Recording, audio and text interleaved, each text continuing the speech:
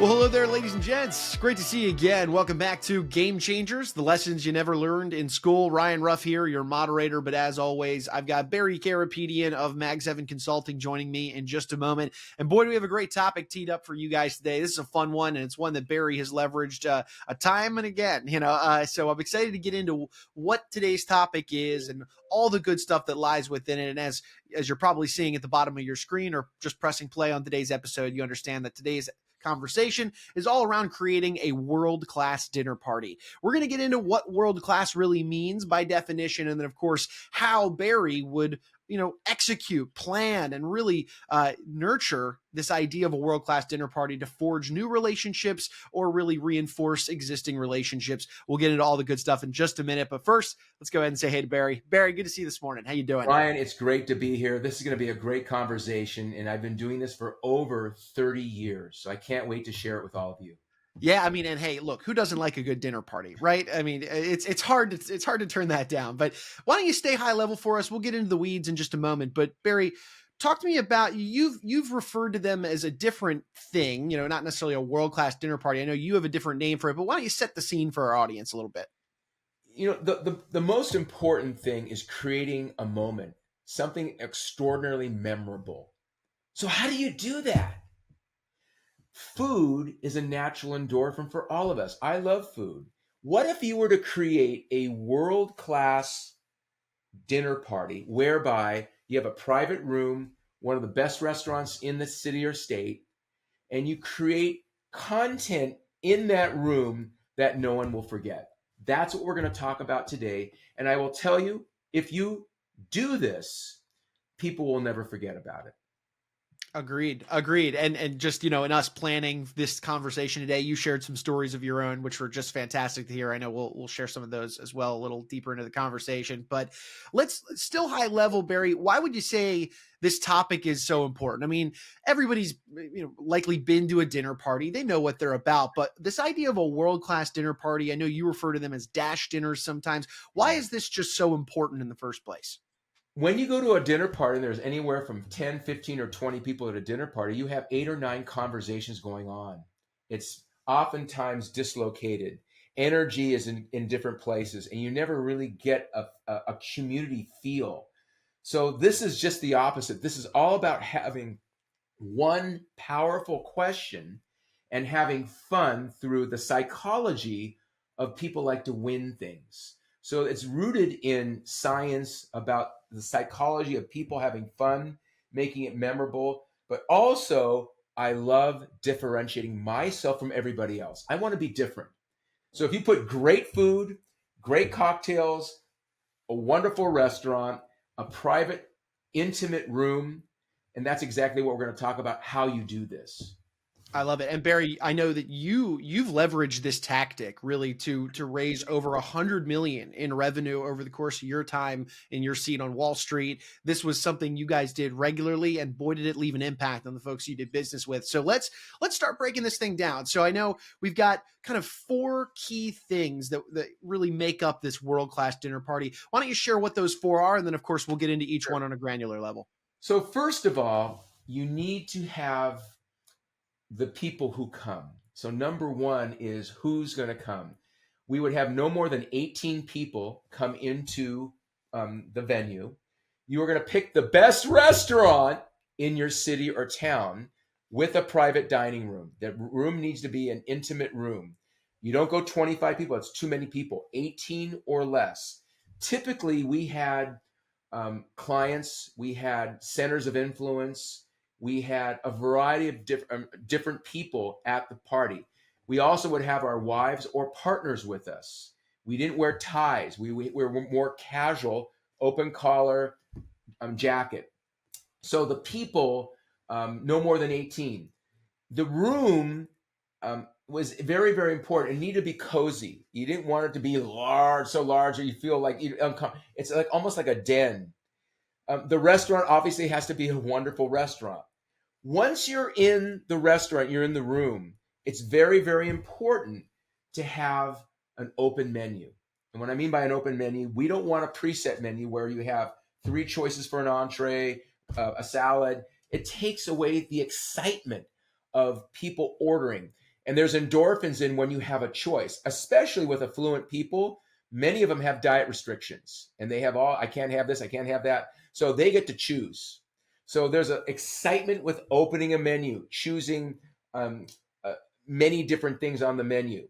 So that's very, very important. Once we get through the ordering, I then ring my glass, a little ding, ding, ding. I start with the dash conversation. And this is what's unique. And here's what I say. A wise man once said, the most important carving on your tombstone, it's the dash. It's the line that separates the numbers. How well do you want to live your dash? Underneath your plate, you have a 3x5 card. I want everyone to write down something they want to do before they leave this earth. Fact or fantasy? So everybody's writing something down. I give them a couple minutes to do this. I go around and collect all the cards randomly around the table. I mix them up in a wine canister. And then I go around the table and randomly let people pick a card out of the canister that's random. So the first person at the table, I say, okay, read it. The first person. The first person reads the card. I want to sing like Whitney Houston for 3 hours. The table has 3 guesses to figure out who it is. If the table exhausts, there's a reveal. We ask, who is it? Oh, it's Susie. Susie, elaborate. Why do you want to sing like Whitney Houston for 3 hours? We go around the table, Ryan. Everyone is talking about their passion. They have a seat at the table. And this creates a community of interest. People are on the edge of that, and they're trying to figure out, who is that? Who is that? No, it's not you, not you. Oh, it's you. Boom.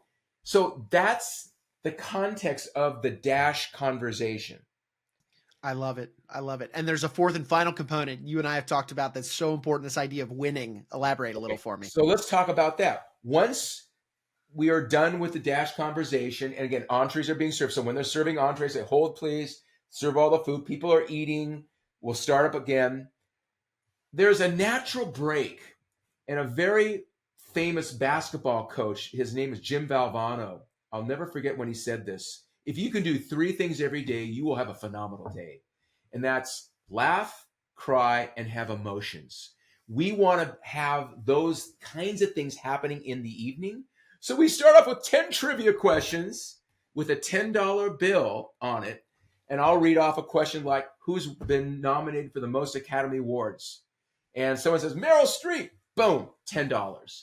When there's actual money, physical money on the table, it's different than poker chips. It's energy. People are competitive. You can sense the excitement in the room. So we do 10 trivia questions. Then we do 10 people in the news. I flash a picture of someone. Who is this? LeBron James. Bam, $10. I go through 10 different people, celebrities, politicians, whatever. Then I go to 10 name that tune. I have songs they need to hear. I play a song. I have my phone all wired into a Bluetooth speaker on the table, press a button, and a song comes out, and they say, okay, that's so-and-so, $10. I do 10 of those. What's happening is energy is being displaced in fun, organic competition. And everybody likes to win something. Like the old days when you're playing bingo when you're a kid, I got 5, me, you win. It's fun. We want people to feel winning. So we go through that. Once we're done with that, Ryan, there's a pause. Everybody's so excited. Oh my God, okay. I said, gang, I'm so glad you didn't order desserts because I ordered the whole menu. So then the waiter and waiters comes out with these big chop plates of every dessert on the menu. Literally everything. Sorbets you would never think about. Portofino, everything's coming out, and it's almost like a deer in headlights with the ladies. And coffees and liqueurs are being served. Once that is done, I said, okay, I need to get everybody's attention. I get everybody's attention. I do 20 minutes of close-up magic. I can teach anyone 2 or 3 world-class magic tricks that will differentiate you. When we're done with the magic, hugs, kisses, selfies, taking pictures, No one wants to leave. It's 10:30 at night now. We started this thing at 6 o'clock in the evening. After that, I send a note out for the next week. I send a handwritten note articulating their passion of what they said at the table, how awesome you wanted to sing like Whitney Houston for 3 hours. I can't wait to talk to you more about this. I send also a book out with the note. And I will tell you, we have done more business with this theme, this narrative of a world-class dinner party. It's now turned into a memorable event. They're telling everybody about it, and that's what we're doing. Barry, I love this on so many levels, and to our audience out there, how fun does that sound, right? Like you want to be a part of a dinner party like that. That's a memorable experience, one you're going to be thinking about and probably wanting to replicate yourself for other people in your life. But what a cool experience, Barry. You hit on a lot there, and I want to kind of zoom in on a few really Sure. key elements that are really important. I want to go back to the menu, because it's so easy to, well, I should say it's so easy, but it's easy for when you put together a bigger group dinner for a restaurant to kind of push a prefixed menu on folks. Talk me through, double click a little deeper into that importance of having an open menu in a setting like this, because you mentioned the kind of the science behind the freedom and the empowerment of choice, but double click into that for a little bit and why Ryan, that's so important. there's restaurants that we would love to go to, but they wouldn't do an open menu. It's that important. The psychology of having the endorphin effect of excitement to look at a menu, especially for a woman who's very busy raising a family and running a business, especially the excitement of, should I get the chopped salad or should I get the wedge? Or should I get this? I am telling you, it's very, very important of feeling the psychology of winning. So many restaurants will not do an open menu because there's 18 people in a room. So that's why you have to do the research to make sure we want open menu. Mm-hmm. Again, the preset, you get a little card. There's five entrees. There's two desserts. There's four different salads. It sort of takes away the excitement of, okay, that's easy. I'll take this dessert. I'll take this salad. I'll take this entree. You're done. No, most people have diet restrictions, and they might not like the salmon. They might not like the filet mignon. Sure. So very, very, very important, Ryan. I'm glad you mentioned that. Yeah, and I mean, it creates when you do the prefix menu option, it creates this sense of kind of uniformity to an evening that is meant to be the complete opposite. An evening that is meant to be completely memorable, spontaneous, and kind of custom tailored to all the different people. And speaking of that custom tailored, another thing I wanted to double click into is that it doesn't. The evening doesn't end when it ends. You mentioned how you take the time, and this is kind of drawing from a prior conversation we've had on this show about the art of the handwritten note. You take the time to do just that, to Yes. write a handwritten custom note articulating their passions that they kind of opened up about at this dinner, and kind of put a beautiful period, on the very end of this extremely memorable circumstance. Double click for me for a second. Why is that note just so important to you? It brings back the memory of the moment. It also reminds them that we are professionals. We're always looking for introductions and referrals. It also shows the class of how we started something and how we finished. So everyone likes to start, but how did we finish? So we put basically a big bow on it, send them a beautiful handwritten note. It might look something like like awesome stationery, like something like this on a note card with nice liner and a wax seal. They get something like that, they're going to show their friends. They're going to talk to people about this, and that's what we want. We're in a business world, and we want to be different. Another thing that's really important that I was just thinking about: it's important to have an open bar, all the liquor available. People who drink like to relax, and it's okay to have some very nice wines and some very nice cocktails. We oftentimes would have a beautiful seafood tower brought in as appetizers, and the ice and the smoke and the beautiful tower. Those kinds of things most people don't ever do. They don't ever do stuff like that. Why? It's probably expensive, but we want to create an excitement of, oh my goodness, look at that. Those appetizers. Look at the seafood tower. Look at these incredible drinks. People start getting more relaxed when they're drinking. They're having more fun. So the alcohol, for many people who drink, we definitely want people to feel comfortable as an Sure. option. And then people that don't drink, that's fine. They'll have a Diet Pepsi or a Diet Coke. That's fine. Let them go. Sure, sure. Well, Barry, another thing that, I want to circle back to is that you not only have just done this, but you've leveraged this tactic to generate business, to generate relationships. And it's something you've done for, like you mentioned at the top of the show, 30 years. So share a quick story with me. One in particular that you had brought up, when we were planning this episode out, was how you had a potential client on the fence about maybe doing business with you and your team. You decided to invite them. They had an experience. Why don't you share that story? I'll share. There's many stories I can share. This one particular story is we had a prospect that was on the fence, and we got into the dash conversation. And when you get into a dash conversation, there's a lot of vulnerability of really basically having spinach in your teeth, metaphorically, of being real.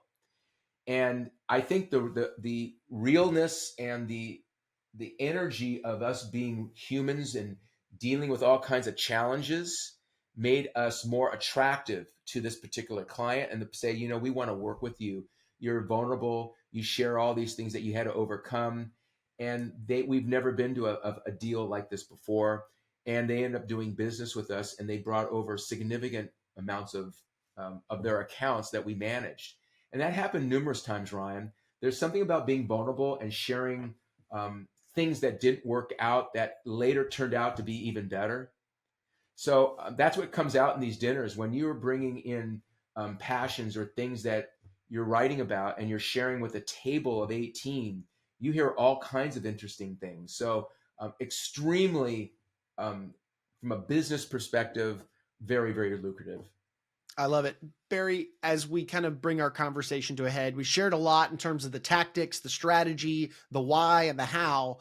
But if you had to boil it down for our audience for some key kind of takeaways from today's conversation, some real things that they want to make sure that if they go off and they try and create this idea of a dash dinner or a world-class dinner party, they can't forget these things. What are those key takeaways today? Well, first of all, it's differentiating yourself from everybody else and creating a memorable experience where you're having fun. People like to have fun. We know kids learn two ways: when they're having fun and when they're involved in healthy struggles. That's how kids learn. People, adults, world-class CEOs, they want to have fun. They don't want to be sold something or we don't. There's no business being discussed here. And then the other thing is you root it in food. Food is a natural endorphin. Most people love food. So we take food, we pair it with great conversation, we pair it with nice people in a room that don't know each other. Guess what happens? You have a memorable event. Barry, I love it. For anybody out there who, let's say, maybe they got another question or two about this idea of world-class dinner, should they want to, leverage this same strategy, or better yet, they have a question about any of the various lessons like these that you work with folks at Mag 7 Consulting on, what would be the best way somebody could look you up, find you online, and start that conversation? Well, there's two ways. I'm on all the social, so that's number one. But my email is mag7consultants.com. And my phone number is 818-427-6109. And I'll be happy to help you craft one for you. They're easy because I've been doing these for many, many years. But if you're doing this for the first time, there's many things that if you blow, it's not going to work out. So you need to pick a lot. There's a lot of strategy in this, and it's all about the psychology of your audience and who's at the table. I appreciate you saying that. I think that is important. There are a lot of moving pieces here, and you want to make sure the execution's right so that you get that payoff and that memorable experience. So thanks for mentioning that, Barry. Barry, I appreciate you and your time today. This was great. I know a lot of folks out there are probably thinking to themselves, man, I want to attend one of Barry's dash dinners. I'm at the top of the list there, Barry. But no, appreciate your time today, and looking forward to seeing you back here on the next one. Ryan, thank you. Look forward to talking to all of you. See you later. Of course. And folks, look, we want to take a final moment, as we always do on this show, and thank you for making us a part of your day. If you enjoyed today's discussion, if you learned a thing or two, if you like the idea of this Dash Dinner, event and experience that you could put together for some folks maybe in your life, make sure you hit that subscribe button on whichever platform you checked us out on today so that you don't miss out on future conversations just like this one. At the end of the day, we're talking through some of the same strategies and tactics that Barry is really working with the young minds that he educates over at Mag 7 Consulting. We want to bring those same lessons to you guys here on the show. Before Barry, I'm Ryan. We're going to go ahead and say so long now, but we once again appreciate you guys stopping by and being with us on Game Changers.